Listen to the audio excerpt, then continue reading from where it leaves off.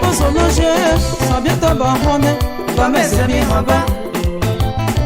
T'es qui j'ai flottide, ça vient ta barone, va me semi haba. Bobo bete leba, ane, il a ma bouche, bobo ma bobo.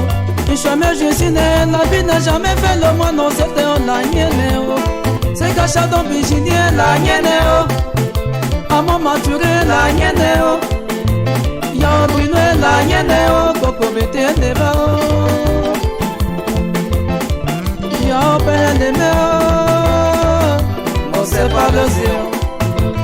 Bate papa et pompier, commandant à boire chiaga, et les papas les sassaillés.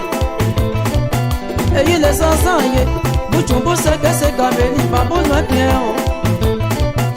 A qui j'ai bien pour d'anti, pour no bien. Moi, chica, on dit, oh, ma coco, guyane, pour le molino. A donc à chapeau pour d'anti, pour no bien. Oh, ouais, ma gazie pour d'anti, pour no bien. Si moi ma deux mon doji au bolo bien au bolo golino. Y'a peine les mères mon sac mais mon l'homme bien. Y'a peine les mères mon sac mais mon l'homme bien.